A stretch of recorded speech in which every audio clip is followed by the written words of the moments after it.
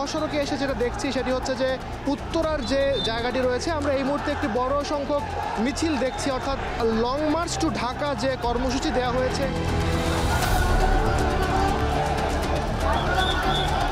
5 August 2024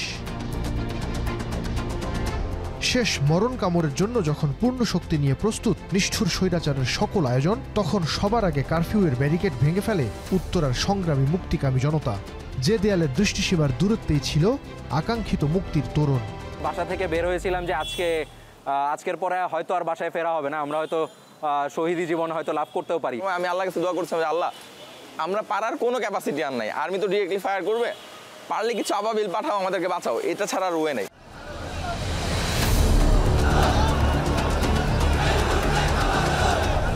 এরপর আসে সেই কাঙ্ক্ষিত খবর, পালিয়েছে শেখ হাসিনা।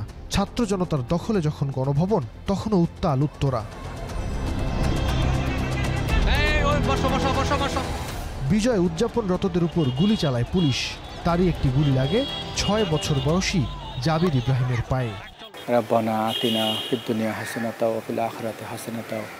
কবির হোসেনের সন্তানকে কেন জীবন দিতে হলো 24-এর গণঅভ্যুত্থানে? একজন নার্সারি পড়ুয়া শিশুর সঙ্গে কোটা, বৈষম্য কিংবা রাজনীতির কি সম্পর্ক থাকতে পারে? বছর ঘুরলেও সেই প্রশ্ন আজও তাড়া করে ফেরে বাবার হৃদয়ে। যখন আমার ছেলেটা মারা গেল, তখন আমি এক মুহূর্তে বলতেছিলাম আলহামদুলিল্লাহ, আল্লাহর জন্য সে শহীদ হয়েছে। হ্যাঁ, আল্লাহ তাকে পছন্দ করে নিয়ে গেছে, কিন্তু এই দেশ তাকে যেভাবে হত্যা করলো, এরকম গত 15 বছর 16 বছর হাসিনা যে রাষ্ট্র কায়েম করে গেছে, এইটা আসলে আমরা কাম্য, আমাদের আশা ছিল না।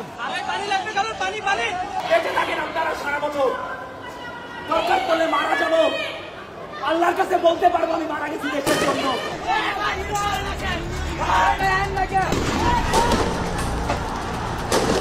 এভাবেই আধিপত্যবাদের কালো থাবা থেকে মুক্ত হতে হটস্পট হয়ে উঠেছিল উত্তরা। বুলেটের সামনে বুক চিতিয়ে এক কাতারে দাঁড়ায় শিশু থেকে বৃদ্ধ সর্বস্তরের ছাত্র জনতা। মানুষের বুক বিদীর্ণ করা হিংস্র বুলেট, যন্ত্রদানব, রায়ট, এপিসি, ভয়ঙ্কর সব মারণাস্ত্রের বিরুদ্ধে সে সময় জনতা মুখোমুখি হয় নিরস্ত্রভাবেই, যা দুমড়ে মুচড়ে দেয় স্বৈরাচারের মসনদ।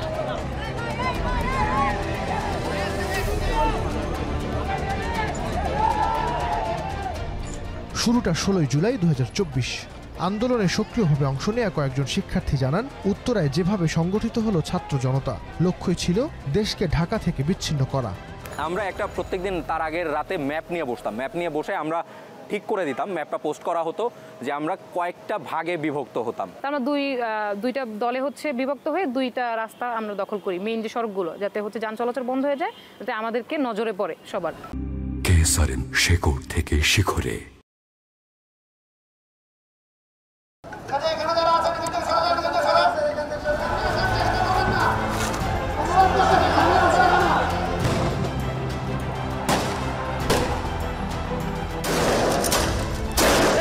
একদিন বিরতি দিয়ে 18 জুলাই ফের মাঠে নামে ছাত্র জনতা। এদিন সকাল থেকেই রণক্ষেত্র হয়ে ওঠে পুরো এলাকা। পুলিশ বাধা দিলে শুরু হয় ধাওয়া পাল্টা ধাওয়া। সাউন্ড গ্রেনেড ও টিয়ার শেল নিক্ষেপ করে পুলিশ। আন্দোলনকারীরাও ছুটতে থাকে ইট পাটকেল। এই মুহূর্তে আমরা আছি জমজম টাওয়ারের সামনে। ছাত্রলীগ এবং যুবলীগের সাথে শিক্ষার্থীদের দফায় দফায় সংঘর্ষ। এদিন 2 শতাধিক আহত হবার পাশাপাশি 20 জনেরও বেশি শহীদ হন। 18 জুলাই পুলিশ আমাদের প্রায় অবাক করে দিল। অবাক করে দিয়ে যখনই আমরা মিছিলগুলো নিয়ে বিএনএসে আসা শুরু করলাম, হঠাৎ করে পুলিশ তখন সাউন্ড গ্রেনেড মারলো। একটার পর একটা রিক্সা খালি কুয়েত মসজিদে ঢুকতেছে, এবং ওই লাশগুলোর অবস্থা মুমূর্ষ। এক ধরনের দেখা গেছে যে মাথায় গুলি লেগেছে, কারো বুকে গুলি লেগেছে, এবং বোঝা যাচ্ছে এরা আর বাঁচবে না। এরপর 5 আগস্ট পর্যন্ত অদম্য প্রতিরোধ গড়ে তোলে উত্তরার জনতা। এমনকি ইন্টারনেট বন্ধের সময়গুলোতেও থেমে থাকেনি সংগ্রাম। বিনিময়ে শতাধিক শহীদের রক্তে রঞ্জিত হয় উত্তরা। নেটওয়ার্ক যখন ছিল না, তখন আমরা আসলে বাটন ফোন ইউজ করতাম। ওই দিন আমাদের সামনের যে শাড়িটা ছিল, ওই শাড়ির আমার মনে হয় না একজনও বেঁচে আছে। পুরো জুলাই আগস্টে পতিত সরকারের বাধার মুখেও আন্দোলনকারীদের সেবা দেবার চেষ্টা করেছে উত্তরার কুয়েত মৈত্রী ও উত্তরা আধুনিক হাসপাতালের কিছু চিকিৎসক ও স্টাফ। যদিও আন্দোলনে আহত অবস্থায় চিকিৎসা নিতে এসে মারা যাওয়া শহীদের সংখ্যাও গোপন করার অভিযোগ রয়েছে তৎকালীন কর্তৃপক্ষের বিরুদ্ধে। তো ওনারা কোনো ডকুমেন্টস দেয় নাই, বা সামান্য একটা প্রেসক্রিপশন বা একটা কোনো প্রকার একটা সিল বা একটা কাগজ কিচ্ছুই দেয় নাই কোনো আহত বা নিহতদের। আমার এখানে 18 তারিখে 1:08 সর্বপ্রথম অ্যাট এ টাইম 3 জন, অনেকগুলো ইনজুরি নিয়ে আসে, 2 জন দেন অ্যান্ড দেন এক্সপায়ার করে, এবং সেই ডেট ডিক্লারেশনও আমরা করতে পারিনি, আমাদেরকে করতে দেওয়া হয়নি।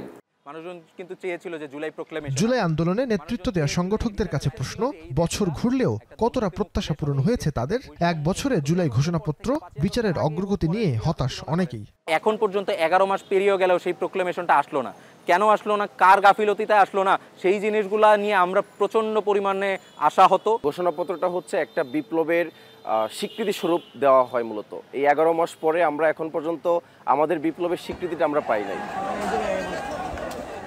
একটা ধারণা আছে প্রাইভেট বিশ্ববিদ্যালয়ের শিক্ষার্থীরা পাবলিক বিশ্ববিদ্যালয়ের শিক্ষার্থীদের মতো অতটা লড়াকু নয়, কিন্তু দেশের প্রয়োজনে তারাও যে প্রতিবাদী হয়ে উঠতে পারে তার সবথেকে বড় উদাহরণ 24 জুলাই আগস্ট গণ অভ্যুত্থান।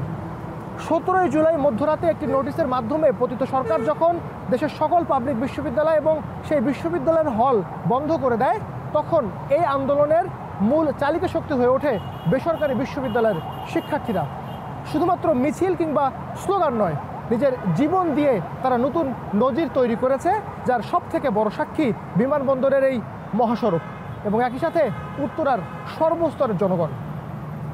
নাঈম আবির, এখন, ঢাকা।